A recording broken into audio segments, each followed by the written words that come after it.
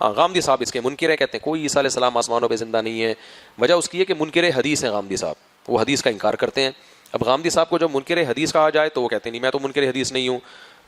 تو وہی اور کیا دلیل ہوگی منکر حدیث ہونے. تو ہم آج اعلان کرتے ہیں کہ ہم منکر حدیث ہیں ہم منکر حدیث. سلامتی ہے ان آنکھوں پہ جو ہدایت پہ نظریں جمائے بیٹھی ہیں، ان کانوں پہ جو ذکر خیر کے منتظر رہتے ہیں، اور ان قدموں پہ جو ہدایت کی راہ پہ گامزن ہیں. ابتدا میں ایک بہت ہی کریٹیکل سوال کرنا چاہوں گا، اور ہم نے اس کے حوالے سے ابھی نیوز میں بھی کور کیا تھا. یہ تو خیر مفتی طارق مسعود صاحب نے ابھی حال ہی میں اعتراض کیا تھا، لیکن اس سے پہلے بھی بہت سے علماء کرام ہمیشہ یہ اعتراض آپ پر کرتے ہیں کہ غامدی صاحب جو ہیں ہمیشہ اس بات کو بڑی اصرار کے ساتھ بیان کرتے ہیں کہ وہ منکر حدیث نہیں ہیں. لیکن دوسری طرف جب ہم ان کو کہتے ہیں کہ نزول عیسیٰ کے حوالے سے صحیح بخاری کے اندر باقی احادیث کی کتابوں کے اندر بھی روایات ہیں، حدیثیں ہیں، تو آپ ان کا انکار کیوں کرتے ہیں؟ تو ان کو ایک کھلا تضاد نظر آتا ہے کہ غامدی صاحب حدیثوں کا انکار بھی کر رہے ہوتے ہیں اور اس کے ساتھ ساتھ جو ہے یہ بھی کہتے ہیں کہ وہ حدیثوں کا انکار نہیں کرتے. لیکن ابھی حال ہی میں ہم نے دیکھا کہ غامدی صاحب کا جو حدیث پروجیکٹ تھا علم النبی کے نام پر، تو وہ پورا کا پورا حدیث کے اوپر ہی بیسڈ ہے.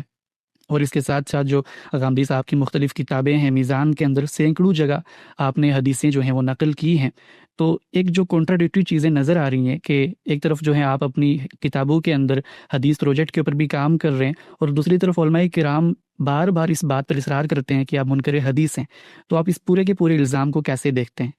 جی جناب، بہت شکریہ. دیکھیے، یہ جو بات عام طور پہ کہی جاتی ہے کہ غامدی صاحب کا دبستان یا فکر فراہی کے ماننے والے لوگ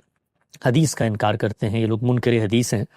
اور اس کے جواب میں جب ہمارے مواقف سامنے آتے ہیں اور ہم یہ کہتے ہیں کہ بھائی رسالت محمد صلی اللہ علیہ وسلم کی نسبت سے تین ہی چیزیں ہیں جو دنیا تک پہنچی ہیں، ایک قرآن مجید ہے، ایک سنت متواترہ ہے، اور تیسرا آپ کی نسبت سے علم و عمل کی روایات ہیں جو ہم تک منتقل ہوئی ہیں. رسالت محمد صلی اللہ علیہ وسلم کی سیرت و سوانح ہے، آپ کی دین کی شرح و وضاحت ہے، تفہیم و تبیین ہے، مماثل صورتحال میں آپ کے اطلاقات ہیں، آپ کے اجتہادات ہیں. اس ذخیرے پر مبنی لٹریچر اور ڈیٹا ہم تک پہنچتا ہے جس کو اصطلاح میں اخبار احاد یا حدیث سے تعبیر کیا جاتا ہے. یہ تین چیزیں ہم تک پہنچی ہیں. پہلی دو چیزوں کے بارے میں کوئی سوال ہی نہیں ہے، اس لیے کہ قرآن مجید کی کیا حیثیت ہے وہ خود اس نے واضح کر دی ہے، سنت کی کیا حیثیت ہے خود قرآن مجید نے واضح کر دی ہے. جو تیسری چیز ہے اس کے بارے میں ہمارا نقطہ نظر دو اور دو چار کی طرح ہمیشہ سے لکھا ہوا موجود ہے. غامدی صاحب نے اپنی کتاب میزان کی ابتدا میں بھی لکھی، اور اسی طریقے سے مبادی تدبر حدیث کے زیر عنوان، اور پھر ابھی علم النبی جو ان کی کتاب آئی ہے اس کے مقدمے میں بھی اس بات کی وضاحت کر دی ہے. اس کے ساتھ ساتھ مقامات ہی میں ان کا ایک مضمون ہے جو مولانا زاہد الراشدی صاحب کے بعض استفسارات کے جواب میں لکھا تھا. ہر جگہ پر دو اور دو چار کی طرح اس نقطہ نظر کو واضح کیا ہے کہ رسالت محمد صلی اللہ علیہ وسلم کی نسبت سے جو روایات ہم تک پہنچتی ہیں ان کی صحت پر مطمئن ہو جانے کے بعد ہم ان کے بارے میں کیا نقطہ نظر اپناتے ہیں. ہماری رائے یہ ہے کہ رسول اللہ صلی اللہ علیہ وسلم کی حیثیت مطاع کی ہے، ان کی اطاعت کرنے کا حکم اللہ تعالیٰ نے دیا ہے، اور ان کے فیصلے جو دین کے باب میں ہم تک پہنچ چکے ہیں ان کو بے چون و چرا ماننا یہ ایمان کا تقاضا ہے. ہم نے اس کو بیان کیا ہے کہ فلا وربک لا یؤمنون حتی یحکموک فیما شجر بینہم ثم لا یجدون فی انفسہم حرجا ویسلموا تسلیما. قرآن مجید نے یہ فیصلہ کر دیا ہے کہ پیغمبر جب کسی معاملے میں فیصلہ کر دیں تو پھر اس سے انکار کی گنجائش باقی نہیں رہتی. اسی پس منظر میں ہمارا یہ نقطہ نظر قائم ہوا ہے کہ حدیث رسالت محمد صلی اللہ علیہ وسلم کی نسبت سے جب ہم تک پہنچ جاتی ہے تو وہ اصل دین ہی کی شرح و وضاحت ہوگی، یہ اس کا دائرہ ہے. خود رسالت محمد صلی اللہ علیہ وسلم کو قرآن مجید نے پابند کر دیا ہے کہ آپ نے اللہ کا یہ دین ہی لوگوں تک پہنچانا ہے. تو اصل کی فرع ہوگی، متن کی شرح ہوگی، اسی طریقے سے جو کچھ ہمارے پاس اجمال میں دین کے اندر آ چکا ہے، اس کے تصورات عقائد محکم ہو چکے ہیں، اس کی تفصیلات آ جائیں گی. اس کی چھوٹی چھوٹی مثالیں بھی لے لیتے ہیں تاکہ لوگوں کو سمجھنے میں آسانی ہو جائے. اصل کی فرع ہوگی، متن کی شرح ہوگی اور اجمال کی تفصیل ہوگی. یہ حدیث کا دائرہ ہے. اس میں آپ پہلی چیز دیکھیں تو اللہ تعالیٰ نے قرآن مجید میں یہ بتایا ہے کہ دو بہنوں کو نکاح میں جمع نہیں کر سکتے. اس کی جو بھی ریزننگ حکمت علت ہے وہ اپنی جگہ پر اس وقت زیر بحث نہیں ہے. رسالت محمد صلی اللہ علیہ وسلم نے اسی اصل چیز کو سامنے رکھ کر اس کی جو حقیقی علت اس میں کار فرما تھی، مماثل صورتحال پر بھی اس کا اطلاق فرمایا، اور یہ کہا کہ پھوپھی بھتیجی اور خالہ اور بھانجی کو آپ نکاح میں جمع نہیں کر سکتے. یہ جو اصل حکم موجود تھا اسی ہی کی فرع ہے، یعنی اسی پر جو علت وہاں کار فرما تھی اسی علت کا اشتراک کسی نئی مماثل صورتحال پہ دیکھا تو اس پر رسالت محمد صلی اللہ علیہ وسلم نے اطلاق کر کے دنیا کو بتا دیا. متن کی شرح ہوگی، یعنی جو کچھ آپ کے سامنے متن آتا ہے اس متن کے کچھ عقلی یا لسانی مضمرات ہوتے ہیں. دنیا بھر میں جب بھی متون وجود پذیر ہوتے ہیں تو ان متون کے اندر وجود پذیر ہوتے وقت کچھ عقلی اور لسانی مضمرات رکھ دیے جاتے ہیں. وہ عقلی اور لسانی مضمرات تدبر سے، تعقل سے، غور و فکر سے، کلام کو سمجھنے سے، ان کے سیاق کو سمجھنے سے ہمیشہ لوگوں پر واضح ہو جاتے ہیں۔ یہی کام بعض روایات میں، بہت کم تفسیری روایات منقول ہیں رسول اللہ صلی اللہ علیہ وسلم کی نسبت سے، ان میں آپ نے یہی کام کیا ہے، اور اس میں کوئی ایک بھی ایسی مثال نہیں ہے جو قرآن مجید موجود ہے، جو اس کے عقلی لسانی مضمرات ہیں، اس سے ہٹ کر آپ نے کوئی نئی چیز اس میں بیان کی ہو۔ اس کی بھی ایک مثال لے لیتے ہیں۔ مثال کے طور پہ اللہ تعالیٰ نے قرآن مجید میں فرمایا ہے کہ السارق والسارقۃ فاقطعوا ایدیہما، کہ جو چور ہے وہ چوری کرتا ہے، مرد یا عورت، ان کے دونوں ہاتھ کاٹ دیے جائیں گے۔ اب چوری کیا چیز ہوتی ہے؟ چوری کا فعل کس شخص پہ صادق آتا ہے؟ یہ جس وقت کلام وجود پذیر ہو رہا تھا تو اس میں کچھ صیغے استعمال ہوئے چور کے، مطلب چور جس نے چوری کی صفت کو بدرجہ عتم اپنے اندر اپنا لیا ہو۔ اب چوری بالعموم کس چیز کو کہا جاتا ہے؟ یہ علم اور عقل کے مسلمات ہیں۔ اسی طریقے سے کلام جب وجود پذیر ہوا تو اس کے اندر یہ عقلی اور لسانی مضمر محذوف تھے کہ کہیں پر آپ کا قلم گرا ہوا ہے، مجھے نہیں پتہ چل سکا کس کا ہے، میں نے اٹھا کے جیب میں ڈال لیا، تو کیا اس پہ بھی ہاتھ کٹیں گے؟ تو اسی کو رسالت پاک صلی اللہ علیہ وسلم نے واضح کر دیا کہ نہیں، چوری سے مراد یہ نہیں ہے کہیں کھیت سے گزرتے ہوئے کسی کا امرود توڑ کے تم نے کھا لیا تو اس پہ بھی ہاتھ کٹیں گے، چور ہونا چاہیے اس کو۔ تو یہ کلام کے عقلی لسانی مضمرات تھے جس کو آپ صلی اللہ علیہ وسلم نے کھول دیا۔ تیسری چیز کیا ہے؟ اجمال میں کوئی چیز بیان ہوئی ہے۔ مثال کے طور پہ قیامت کا پورا تصور، پورا کا پورا عقیدہ قرآن مجید میں بیان ہو چکا ہے۔ اب اس اجمال کی تفصیلات ہیں، اس اجمال کی تصویر واضح کی گئی ہے، اس کے مصداقات نمایاں کیے گئے ہیں، اس کے شواہد کو پیش کیا گیا ہے۔ تو اللہ کے پیغمبر کو اللہ تعالیٰ مختلف رویا کے ذریعے قیامت کے اخبار سے آگاہ کرتے تھے، تو مختلف علامات قیامت جو ہیں وہ رسالت پاک صلی اللہ علیہ وسلم کی نسبت سے ہم تک پہنچتی ہیں۔ تو جس وقت وہ ہم تک پہنچتی ہیں تو نہ کسی عقیدے میں، نہ کسی علم میں، نہ کسی عمل میں مستقل بذات اضافہ کر رہی ہوتی ہیں، وہ اللہ کے رسول کی نسبت سے جب تک ہم تک آتی ہیں تو ہمارا جب اس پر اطمینان ہو جاتا ہے تو ہم اس کو مان لیتے ہیں۔ یہ حدیث کا دائرہ ہے، یعنی اصل کی فرع، متن کی شرح اور اجمال کی تفصیل، اس سے باہر نہ کبھی حدیث نے کوئی اقدام کیا۔ جو کچھ ذخیرہ حدیث ہمارے سامنے موجود ہے اس کو اٹھا لیں، 70,000 کے قریب کہتے ہیں روایات ہیں، کوئی ایک روایت، ہمارا مکتبہ فکر اس کے لیے چشم برہ ہے کہ ایک روایت پیش کی جائے جس روایت کے بارے میں رسالت مآب صلی اللہ علیہ وسلم یہ دعویٰ کر کے آ رہے ہوں کہ یہ جو کچھ قرآن مجید نے کہا ہے اصل کی فرع، متن کی شرح اور اجمال کی تفصیل کا دائرہ، اس سے باہر مستقل بذات نیا عقیدہ، نیا عمل میں امت میں اپنی ان اخبار ہاتھ کے ذریعے منتقل کر رہا ہوں۔ چنانچہ یہی امر واقع ہے، اور یہی قرآن مجید کی جو حیثیت اس نے متعین کی ہے، وہ میزان ہے، وہ فرقان ہے، وہ حکم ہے، وہ مہیمن ہے، دین کے معاملے میں وہی حرف آخر ہے، وہی قول فیصل ہے، وہی برہان قاطع ہے، اس کی حیثیت ہے، وہ دین بیان کرے گا۔ اس نے پھر آگے یہ مقرر کر دیا ہے کہ جو سنت ہے، دین کی عملی روایت پیغمبروں کی تہذیب میں چلتی چلی آ رہی ہے، وہ جا کر پیغمبر سے لو، پیغمبر نے اس کو عمل میں جاری کر دیا، کسی ایک شخص کے اوپر اس کو چھوڑا ہی نہیں کہ وہ آگے منتقل کرے گا اور تاریخ کے ذریعے پہ آئے گا، وہ علم کے انہی قطعی ذرائع سے منتقل ہوئی ہے، جیسے قرآن مجید ہوئی ہے، جیسے سنت متواتر ہوتی ہے۔ تو یہاں تک بات بالکل واضح ہے۔ اب ہم جب یہ بات کہتے ہیں، میں نے گزشتہ دنوں جو ہماری کتاب جس کا آپ نے حوالہ دیا اس کی تقریب رونمائی تھی، اس میں گفتگو کرتے ہوئے جملہ کہا کہ غامدی صاحب نے روایات کی جو شرح کر دی ہے، اب ان کے انکار کے لیے آپ کو قرآن مجید کا انکار کرنا پڑے گا۔ تو اس سے بھی یہی مراد تھی، کیونکہ جب ہم حدیث کو قرآن کی روشنی میں دیکھ رہے ہیں، حدیث کو قرآن کی اصل کی فرع قرار دے رہے ہیں، حدیث کو قرآن کے متن کی شرح قرار دے رہے ہیں، حدیث کو قرآن کے اجمال کی تفصیل قرار دے رہے ہیں، تو اب جب آپ میرے پاس آ کر کہیں گے کہ فلاں حدیث کو میں نہیں مانتا، تو میرے لیے وہ حدیث مستقل بذات نہیں کھڑی ہوئی، اس کے پیچھے ایک محکم ذریعہ علم ہے قرآن مجید کا۔ تو پھر آپ کو یہ کہنا پڑے گا کہ پھر میں مثال کے طور پہ قرآن مجید کی بھی اس بات کو نہیں مانتا، اس لیے کہ وہ اسی بات کی شرح و وضاحت ہے، وہ اسی بات کے اجمال کی تفصیل ہے، وہ اسی بات کی تفہیم و تبیین ہے۔ تو یہ پس منظر ہے۔ اس پس منظر کو سننے کے بعد بالکل واضح ہو کے چیزیں اپنی جگہ پہ آ کے بیٹھ جاتی ہیں۔ آپ یہ دیکھیے کہ جب وہ اپنی جگہ پر آ کر بیٹھ گئیں تو پھر غامدی صاحب نے پورے دین کو قرآن و سنت سے اخذ کیا اور بتایا کہ اخبار احاد اس میں کسی عقیدہ و عمل کا اضافہ نہیں کرتی، تاہم اس کے اندر جب فیصلے آ جاتے ہیں، فیصلے کیسے آتے ہیں؟ جن کی میں نے مثال دی، کسی متن کی شرح آ جائے گی تو میرے پاس وہاں متن موجود ہوگا، اس کے اندر وہ عقلی لسانی مضمرات ہوں گے، تو میں کھول کے بتا دوں گا یہ بالکل درست شرح کی ہے، بلکہ رسالت مآب صلی اللہ علیہ وسلم کی نسبت سے تو آتی ہے اور ان کا وہ بے خطا علم ہے۔ اس سب کے باوصف اگر کوئی عالم مجھے بتاتا ہے کہ فلاں آیت سے یہ مراد ہے تو وہاں پر بھی میں یہی عمل کرتا ہوں اور یہ دیکھتا ہوں کہ بھائی اگر یہ متن کا حوالہ دے رہا ہے تو متن کے اندر اس کو پایا جانا چاہیے۔ تو جس طرح میں وہاں انکار کی پوزیشن میں نہیں ہوتا تو رسالت مآب صلی اللہ علیہ وسلم کی نسبت سے آنے والی اخبار میں تو بدرجہ عتم انکار کی پوزیشن میں نہیں، اور اس سے آگے بڑھ کے قرآن مجید نے مجھے یہ بتا دیا ہے کہ تم اس بارے میں انکار کر ہی نہیں سکتے، اس لیے کہ فیصلہ وہاں پر رسول اللہ نے کر دیا ہے، فیصلہ ہونا چاہیے، فیصلہ آنا چاہیے۔ خود جو ذخیرہ حدیث ہے اس کو ہمارا علم بھی مختلف اقسام میں بانٹتا ہے اور یہ بتاتا ہے کہ فیصلے کیا ہیں، عادات کیا ہیں، سنت عادیہ کیا ہے، سنت خدا کیا ہیں۔ تو دین کے معاملے میں رسالت محمد صلی اللہ علیہ وسلم کی جو شرح و وضاحت ہے، جو رسالت محمد صلی اللہ علیہ وسلم کے فیصلے ہیں، ان کو ماننا مسلمان کے لیے یہ کوئی علم کی بحث نہیں ہے، یہ اس کے مومن ہونے کی بنیادی شرط ہے۔ قرآن مجید نے کہہ دیا ہے کہ خدا کی قسم وہ مومن نہیں ہو سکتا جو پیغمبر کے فیصلوں کو اس طریقے سے نہ مانے۔ تو یہ ہمارا موقف ہے، اس موقف میں ہر چیز اپنی جگہ پر آ کر صحیح صحیح بیٹھ جاتی ہے، لیکن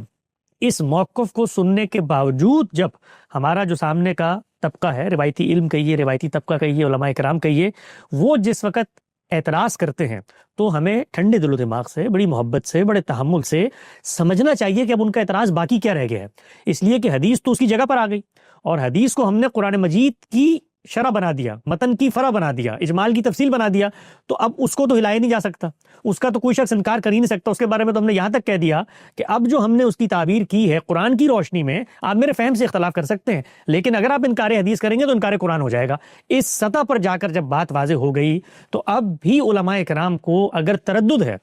اگر ان کو ہمارے موقف پر شبہ ہے، اشکال ہے،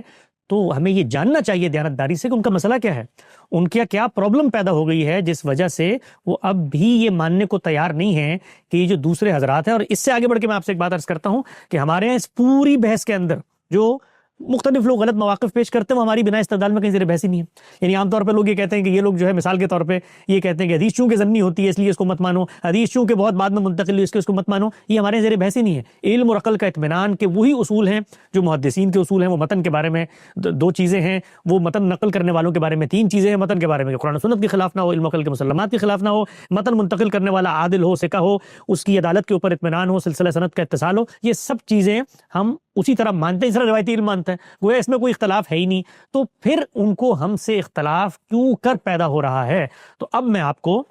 پوری دیانتداری کے ساتھ اور طالبانہ انداز میں سمجھاتا ہوں کہ ان کا موقف ہے کیا، اور یہ موقف انہوں نے اپنے قلم سے لکھا ہے، بیان کیا ہے۔ آپ کہیں گے تو ان کتابوں کا، ان آرٹیکلز کا میں براہ راست آپ کو حوالہ پیش کر دوں گا تاکہ یہ بحث پوری طرح صاف ہو جائے کہ کون سا فریق کہاں کھڑا ہے۔ ہمارے یہاں حدیث اس جگہ پر آ کر پلیس ہوتی ہے، وہ قرآن و سنت کے تابع ہے، اس کا یہ دائرہ ہے، اور امر واقعی یہی ہے کہ ہم نے پورے حدیث کے ذخیرے پر کام کر کے بتا دیا کہ یہ دیکھو یہ وہی کام کر رہی ہے۔ اب آئیے سامنے والے استدلال کی طرف۔ علماء کرام کیا کہتے ہیں؟ علماء کرام چار باتیں کہتے ہیں۔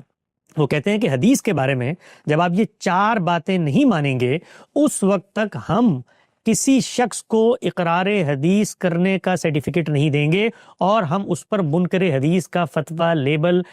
طنز، تعریض جو بھی کہیں یہ چسپا کرتے رہیں گے، عوام کو اس سے متوحش کریں گے، لوگوں کو اس سے متنفر کریں گے، وہ کہیں گے یہ منکر حدیث ہے۔ چار چیزیں ہیں، وہ کہتے ہیں یہ چار چیزیں، اور میں پھر دوبارہ عرض کر دوں کہ اس میں کوئی ادنا شوشے کا اضافہ میں اپنی طرف سے نہیں کر رہا، یہ ان کا لکھا ہوا موقف ہے، میں صرف اس موقف کو بیان کر رہا ہوں تاکہ آپ کے سامنے دونوں طرف کے دلائل آ جائیں۔ تو وہ یہ کہتے ہیں کہ پہلی چیز، اس وقت تک ہم تمہیں منکر حدیث کہیں گے جب تک تم اس پہلی چیز کو نہ مانو۔ وہ پہلی چیز کیا ہے؟ وہ پہلی چیز وہ یہ کہتے ہیں کہ قرآن مجید کے اندر بہت ساری ایسی اصطلاحات، الفاظ استعمال ہوئے ہیں جو مجمل مفتقر الی البیان ہیں۔ اس کا مطلب کیا ہوتا ہے؟ اس کا مطلب یہ ہوتا ہے کہ قرآن نے ایک لفظ استعمال کیا لیکن اس کا جو مخاطب ہے وہ اس لفظ سے واقف نہیں ہے، وہ اس لفظ کی حقیقت کو، اس کے مصداق کو، اس کے تصور جو اس لفظ کو سن کے پیدا ہوتا ہے، اس کے مفہوم کو جاننے سے قاصر ہے۔ مفتقر الی البیان کا مطلب ہے وہ محتاج ہے کہ اس لفظ کو واضح کیا جائے، اس لفظ کی تفسیر کی جائے۔ تو علماء کرام یہ کہتے ہیں کہ قرآن مجید میں بے تحاشا ایسی چیزیں ہیں جن کو جب قرآن مجید نے استعمال کیا، جس وقت وہ پیغمبر کی زبان سے اپنے مخاطبین کے لیے نکلی، تو وہ لوگ اس کی حقیقت سے مکمل طور پہ غیر آشنا تھے، وہ واقف ہی نہیں تھے، اور وہ جو الفاظ تھے وہ الفاظ محتاج تھے کہ ان کی تفسیر کی جائے پیغمبر کے ذریعے۔ اس سے پہلے ان الفاظ کا کوئی مفہوم مدعا وہ لوگوں پر واقف نہیں تھا۔ اس میں وہ ایک اور بات بیان کرتے ہیں، اس پہ ایک سوال پیدا ہوتا ہے نا کہ بھائی قرآن مجید نے اس کا مطلب ایسے الفاظ استعمال کر دیے جو مخاطبین کے لیے واقفیت ہی نہیں رکھتے۔ ایک طرف قرآن کہتا ہے یہ تفصیل لکل شیء ہے، اس کے بعد کہتا ہے یہ تبیان ہے، اس کے بعد یہ کہتا ہے کہ یہ حق و باطل کا فیصلہ کرنے آیا ہے، اس کے بعد یہ کہتا ہے کہ یہ بلسان عربی مبین نازل ہوا ہے، یہ تمہاری زبان میں ہوا ہے، بلسانک ہوا ہے، تب بھی ہو گیا۔ تو پھر علماء اس کا جواب دیتے ہیں۔ پہلا جواب وہ یہ دیتے ہیں کہ جس وقت قرآن نے لفظ استعمال کیا اور مجھ تک پہنچا، پیغمبر نے کہا بھائی اقم الصلاۃ یا حج البیت یہ لفظ اس نے استعمال کیے تو مجھے نہیں پتا تھا اس کا کیا مراد ہے. تو جب تک پیغمبر نے مراد واضح نہیں کی وہ یہ کہتے ہیں کہ یہ مومنین کا ابتلا تھا کہ وہ بغیر سمجھے. ظاہری بات ہے جس وقت پیغمبر نے آیت پڑھی ہوگی, آیت کا سلسلہ جاری ہوا ہوگا تو کچھ تفسیر میں کوئی وقت آیا ہوگا نا, کوئی فرق آیا ہوگا, چلو 1 سیکنڈ ہی کا فرق آیا ہو تو اس 1 سیکنڈ میں کیا کرنا تھا. تو وہ کہتے ہیں کہ اس 1 سیکنڈ میں اللہ نے آپ کو ابتلا میں, آزمائش میں ڈال دیا تھا کہ بغیر سمجھے, بغیر جانے, بغیر اس تصور کو اپنے اندر تسلیم کیے کہ صلات سے کیا مراد ہے, زکوٰۃ سے کیا مراد ہے, حج سے کیا مراد ہے, صوم سے کیا مراد ہے, اس کو مان لو یہ تمہارا ابتلا ہے, آزمائش, امتحان ہے. تو یہ پہلی بات وہ کرتے ہیں. اور پھر دوسری بات وہ یہ کرتے ہیں کہ یہ جو تصورات بیان ہوئے ہیں ان تصورات کو پھر رسالت مآب صلی اللہ علیہ وسلم نے بیان کیا, سمجھایا کہ یہ وہ مجمل مفتقر الی البیان ہے جس کی ہم شرح و وضاحت کر دیتے ہیں, اس کے بعد وہ تمہیں سمجھ میں آئیں گے. تو ہمارے علماء کرام یہ کہتے ہیں کہ اگر آپ اس پہلے تصور کو نہیں مانتے کہ قرآن مجید کے اندر ایسے الفاظ ہیں جو مجمل مفتقر البیان ہیں, جو شرح و وضاحت تفسیر کے محتاج ہیں, اور حدیث ان کی شرح و وضاحت اور تفسیر کرتی ہے, اس سے پہلے قرآن یہ کام نہیں کرتا, اگر آپ یہ پہلی چیز نہیں مانتے تو آپ منکر حدیث ہیں. یہ ان کا موقف ہے پہلے نقطے کے بارے میں. 4 نکات ذہن میں رکھیے گا, ایک ایک کو ساتھ ساتھ لے کے چلیں گے. اس پہلے نقطے کی چند مثالیں بھی لے لیں. مثال کے طور پر قرآن مجید میں آیا حج کا ذکر, تو وہ یہ کہتے ہیں کہ حج تو عربی زبان کا ایک لفظ ہے, اس کا مطلب ہوتا ہے قصد کرنا. حج سے شریعت میں کیا مراد ہے, یہ مفتقر الی البیان ہے, یہ محتاج تعویل ہے, محتاج بیان ہے, یعنی اس کو سمجھایا جائے گا. زکوٰۃ لفظ آ گیا ہے, پتہ نہیں کیا ہے, یہ مفتقر الی البیان ہے. تو یہ تصور ہے ان کا حدیث کے بارے میں کہ پہلے قرآن کو مجمل مانو, مفتقر الی البیان, اور پھر حدیث کو جب تک بیان تفسیر نہیں مانو گے اس وقت تک ہم تمہیں منکر حدیث کہیں گے. اس پہلے نقطے پر ایک ایک لفظ کا تبصرہ کرتے کرتے میں آگے بڑھتا چلا جاتا ہوں. ہمارے نزدیک قرآن مجید میں کوئی ایک چیز بھی مجمل مفتقر الی البیان نہیں ہے. قرآن مجید جب یہ کہتا ہے روزہ رکھو تو روزہ کیا ہے, یہ پیغمبر نے جاری کر دیا ہے. روزہ کیا ہے, قرآن مجید کہتا ہے یہ تم پر اسی طرح فرض کیے گئے جیسے تم سے پچھلے لوگوں پہ فرض کیے گئے تھے. ان کے اندر جو ترمیم اضافہ کرنا وہ پیغمبر کی ذات کر کے جاری کر چکی ہے. آپ روزے ہی کی آیات کو دیکھیے نا کہ قرآن مجید روزے کا کہیں بھی ابتدائی حکم دے ہی نہیں رہا, بلکہ وہ یہ کہہ رہا ہے ایام معدودات, ابھی تم جانتے ہو کہ کون سے دن ہیں جن میں روزہ رکھا جاتا ہے, پیغمبر جاری کر چکا ہے. نماز کا کہیں پر بھی قرآن مجید ابتدائی پہلا حکم نہیں دے رہا کہ آؤ آج سے نماز فرض کر دی گئی ہے, پیغمبر نے جاری کر دی ہے. تو نماز سے لوگ واقف ہیں, نماز لوگ پڑھ رہے ہیں, حج لوگ کر رہے ہیں, یہاں تک کہ رسالت مآب صلی اللہ علیہ وسلم نبوت سے پہلے حج کر رہے ہیں. قرآن مجید یہ بتاتا ہے کہ ابراہیم علیہ السلام کو حج کے مناسک سکھائے گئے, یہ حج وہاں پر ہمیشہ سے جاری ہے. تو جس وقت قرآن مجید نے حج کا لفظ استعمال کیا تو اہل عرب کے لیے وہ قصد کے معنی میں تھا. وہ جانتے تھے, وہ جو قبیلہ وہاں پر موجود تھا قریش کا, ان کے 12 ڈپارٹمنٹس تھے جو حاجیوں ہی کی خدمت پہ مامور تھے, تو حج ان کے لیے واقف تھا, روزہ ان کے لیے واقف تھا, نماز ان کے لیے واقف تھی, زکوٰۃ ان کے لیے واقف تھی. یہ سب چیزیں خود پیغمبر صلی اللہ علیہ وسلم کو آپ دیکھیے کہ وہ قرآن کے نزول اور نبوت سے پہلے اعتکاف کرنے کی غرض سے گئے ہوئے ہیں, تو اعتکاف بھی واقف تھا. ہر چیز ہو رہی ہے, نماز ہو رہی ہے حرم کے اندر, اس کے اندر اگر کوئی بدعات تھیں, اس کے اندر اگر کوئی خرافات تھیں, تو وہ سب چیزیں پیغمبر کی ذات نے الگ سے ٹھیک کر کے جاری فرما دی ہیں سنت میں. لہذا قرآن مجید جس وقت کسی اصطلاح کو بیان کرتا ہے, یہ بات ذہن میں رکھیں کہ اصطلاح اس وقت تک بن ہی نہیں سکتی جب تک اس کا مصداق خارج میں نہ پایا جائے.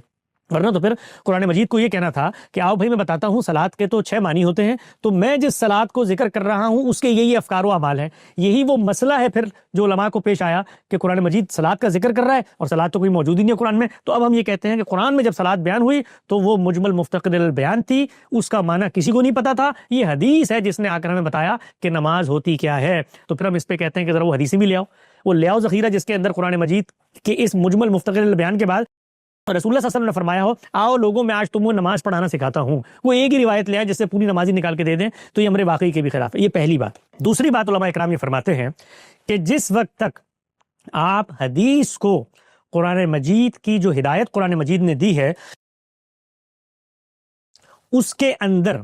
اگر وہ عام ہدایت تھی تو اس کی تخصیص, اس کو محدود کر دینا, اس کے اندر کوئی شرط حد عائد کر دینا, اس کو خاص کر دینا, یا وہ کوئی خاص آیت تھی اس کی تعمیم, یہ نقطہ نظر آپ حدیث کے ذریعے کرنے پر آمادہ نہیں ہیں, تو پھر ہم آپ کو منکر حدیث کہیں گے. مثال دیتا ہوں اس کی. مثال یہ ہے کہ قرآن مجید نے کہا کہ بھائی زانی مرد ہو یا عورت, وہاں پر لفظ استعمال کیا الزانی والزانیہ, زانی مرد ہو یا عورت اگر وہ زنا کا ارتکاب کرتے ہیں تو ان کے اوپر 100 کوڑوں کی سزا کا نفاذ کیا جائے گا. یہ قرآن مجید نے بیان کر دیا. علماء کرام یہ کہتے ہیں کہ آپ کو ہم منکر حدیث کہیں گے اگر آپ قرآن کی بنیاد پر یہ اصرار کریں کہ قرآن مجید نے تو بغیر کسی شرط کے، بغیر کسی تخصیص، بغیر کسی تعدید، بغیر کسی ترمیم، بغیر کسی اضافے کے یہ بات بیان کی ہے کہ بھائی زانی مرد ہو رہا تو اس کے ساتھ یہ معاملہ ہوگا، تو اگر آپ یہ بات قرآن کی بنیاد پہ مانتے ہیں کہ قرآن یہ کہتا ہے تو ہم آپ کو منکر حدیث کہیں گے، اس لیے کہ قرآن مجید جو بھی کہتا ہو وہ یہ کہتا ہو کہ من بعد وصیتن کا جو لفظ ہے وہ بغیر کسی شرط کے استعمال کرتا ہو۔ آپ نے اگر قرآن کی بنیاد پہ دعویٰ کیا نا کہ قرآن مجید نے تو بات کو واضح کر دیا ہے، گویا قرآن مجید قطعی الدلالہ ہے، وہ اپنی بات کو پورے وضوح سے بیان کرتا ہے، تو پھر ہم آپ کو منکر حدیث کہیں گے، اس لیے کہ ہم یہ سمجھتے ہیں، علماء کرام یہ کہتے ہیں، ہم یہ سمجھتے ہیں کہ حدیث کے ذریعے سے ہم قرآن مجید کے اندر ترمیم بھی کریں گے، اس کی تخصیص بھی کریں گے، اس کی تعمیم بھی کریں گے۔ اس کی ایک مثال میں آپ کی خدمت میں پیش کر دیتا ہوں۔ وہ یہ کہتے ہیں دیکھو قرآن نے تو کہا تھا نا، تم لوگ آ کے ہمارے سامنے قرآن پڑھتے ہو اور کہتے ہو قرآن اللہ کا کلام ہے، قطعی الدلالہ ہے، اس کا ایک ہی متن ہے اور اس کا مفہوم بھی متعین ہے اور اس کی ایک ہی قرات ہے، سب چیزیں تم کہتے ہو اور اس کے تابع سب چیزیں دیکھو۔ ہم تمہیں بتاتے ہیں کہ رسالت مآب صلی اللہ علیہ وسلم نے تو شادی شدہ اور غیر شادی شدہ کی بنیاد پر یہ تقسیم کی تھی، لہٰذا قرآن مجید کی آیت جو تم پڑھتے ہو اس آیت کے اندر ہم نے تخصیص کر دی۔ گویا قرآن میں جو چیز زیر بحث ہے اگرچہ وہ قرآن کے الفاظ میں نہیں ہے، اگرچہ وہ قرآن کے مدعا متن مفہوم میں کہیں نہیں ہے، ہم حدیث کے ذریعے اس قرآن مجید کی اس تعمیم کے اندر تخصیص کریں گے۔ تو وہ یہ کہتے ہیں کہ اب ہم نے یہ تخصیص کر دی ہے کہ قرآن مجید میں جس وقت زنا کی سزا کا ذکر ہوا تو اب وہ سزا صرف غیر شادی شدہ لوگوں کے لیے ہے، ان کو 100 کوڑے لگیں گے، شادی شدہ کی سزا ہم لوگ بیان کریں گے، ہم نے روایتوں سے سمجھی ہے اور ہم قرآن مجید کی اس تعمیم پر تخصیص۔ تو جو شخص حدیث کے ذریعے قرآن کی تخصیص کا قائل نہیں ہے، علماء کرام یہ کہتے ہیں وہ منکر حدیث ہے۔ یہ بات اسی طریقے سے وہ لکھتے ہیں، بیان کرتے ہیں۔ اس پر میں 1 منٹ کا تبصرہ کر دیتا ہوں۔ اس طرح کی جتنی روایات لوگ لے کر آتے ہیں اور وہ یہ بتاتے ہیں کہ یہ قرآن مجید کی تعمیم میں تخصیص ہو گئی ہے یا تخصیص کے اندر تعدید ہو گئی ہے، تو ان کے بارے میں ہم یہ بتاتے ہیں کہ آؤ بیٹھو غور کرو، یہ اسی کلام کے عقلی لسانی مضمرات ہیں جن کو رسالت مآب صلی اللہ علیہ وسلم نے کھول دیا۔ یہ کوئی نئی چیز اس میں بیان نہیں ہو رہی۔ مثال کے طور پر جس وقت یہ بات بیان ہوئی کہ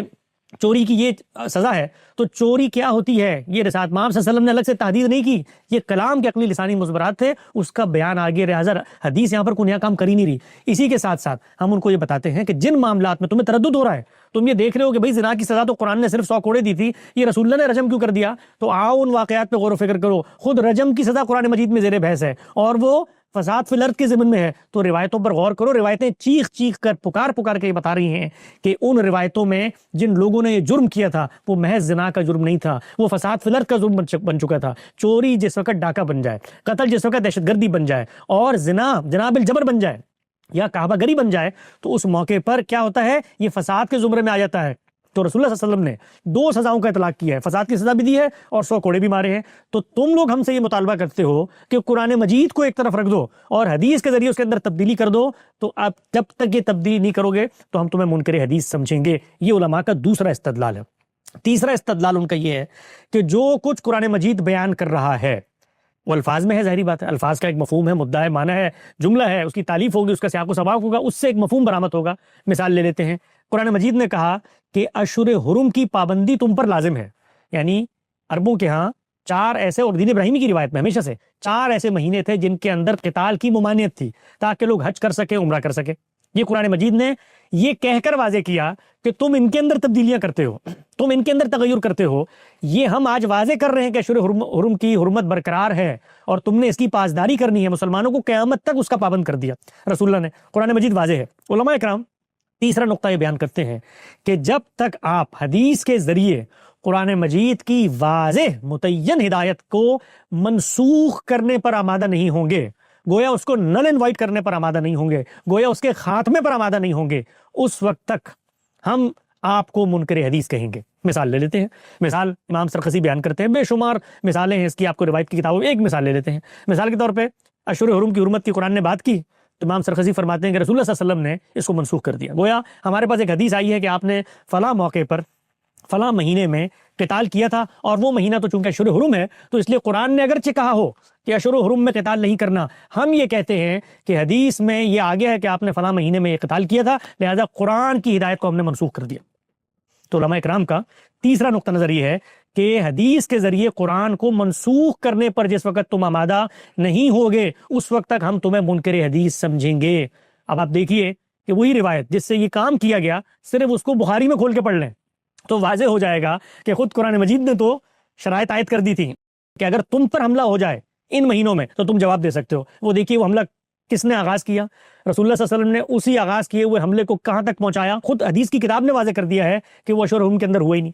تو ان سب چیزوں کو جب ہم بیان کرتے ہیں کہ وہی روایت تو وہ کام کر ہی نہیں رہی جس کے ذریعے سے تم قرآن مجید کو منسوخ کر رہے ہو، تو وہی کہتے ہیں کہ ہمارا کرائٹیریا ہے تیسرا، اگر آپ حدیث کے ذریعے قرآن کو منسوخ کرنے پر آمادہ نہیں ہوں گے تو ہم آپ کو منکر حدیث کہیں گے۔ یہ تیسرا کرائٹیریا۔ چوتھا اور آخری کرائٹیریا ان کا یہ ہے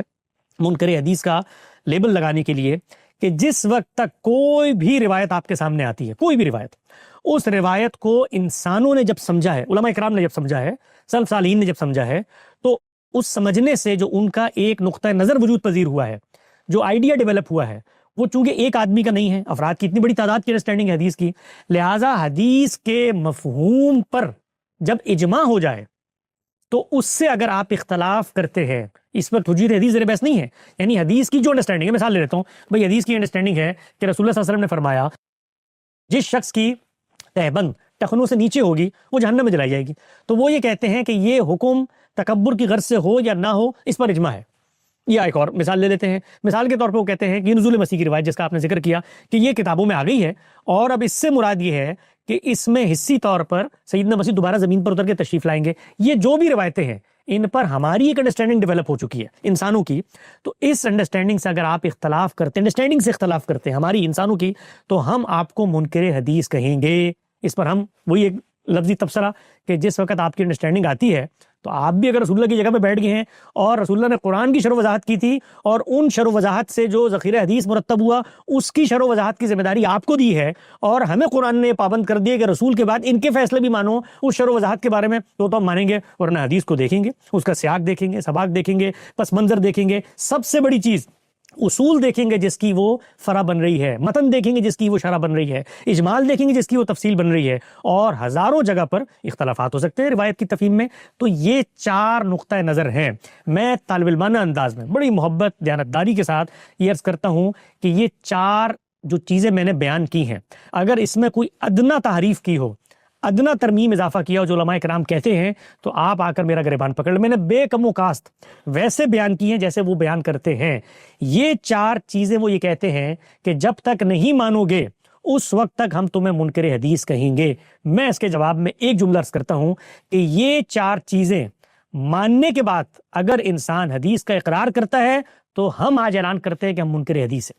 ہیں، ہم منکر حدیث۔ اگر یہ چار چیزیں ماننے کا مطلب اقرار حدیث ہے تو ہم انکار حدیث کرتے ہیں۔ اس پس منظر میں اگر یہ چار چیزیں ماننا ہے انکار حدیث تو پھر ہم منکر حدیث ہیں، اس لیے کہ ان چار چیزوں کو ماننے کا لازمی تقاضا یہ ہے کہ پھر آپ قرآن مجید کا انکار کر دیں، پھر آپ یہ مان لیں کہ قرآن مجید اصل نہیں ہے، قرآن مجید اختلافات کا فیصلہ کرنے نہیں آیا، حق و باطل کے لیے وہ میزان نہیں ہے، وہ فرقان نہیں ہے، وہ مہیمن نہیں ہے، سلسلہ وحی کو اس پر پرکھ کے نہیں دیکھا جائے گا۔ پھر آپ کو یہ ماننا پڑے گا کہ قرآن مجید قطعی دلالہ نہیں ہے، پھر آپ کو یہ ماننا پڑے گا کہ اس کے متون کے اندر بھی بے شمار اختلافات ہیں، اس کی قرات کے اندر بھی بے شمار اختلافات ہیں، پھر آپ کو یہ ماننا پڑے گا کہ اس کے اندر متشابہ آیات بھی ہیں، اس کے اندر مجمل مفتقر البیان بھی ہے، اس کے اندر اتنی چیزیں ہیں جو انسانوں کو پتہ ہی نہیں تھی اللہ تعالیٰ نے کہہ دی۔ پھر آپ کو یہ ماننا پڑے گا کہ وہ اصل نہیں ہے، روایات فیصلہ کن درجہ رکھتی ہیں۔ اگر یہ مفہوم ہے تو اس پر اعلانیہ مسلمان کی حیثیت سے اس سے بڑا کوئی اقرار نہیں ہو سکتا کہ ہم سب کہیں کہ جس پر علماء کرام منکر حدیث کا لیبل لگاتے ہیں ہم بدرجہ فخر اس کو قبول کر کے اپنے ماتھے کی زینت بنائیں گے، لیکن ساتھ ساتھ یہ بیان کریں گے کہ یہ جس چیز پر تم اقرار حدیث کر رہے ہو یہ اصل میں انکار قرآن ہے، یہ انکار قرآن ہے، اور ہم نے حدیث کی جو پلیسمنٹ کی ہے وہ دین کے فریم میں بالکل قرآن مجید کے مطابق ہے، صحیح جگہ پر ہے۔ اس پس منظر میں اگر آپ علماء اکرام کی گفتگو آئندہ سنیں گے جس وقت وہ ہمیں منکر حدیث کہتے ہیں تو عام لوگوں پر دو اور دو چار کی طرح یہ بات بالکل واضح ہو جائے گی کہ کون سا فریق کس موقف کے ساتھ کہاں کھڑا ہے۔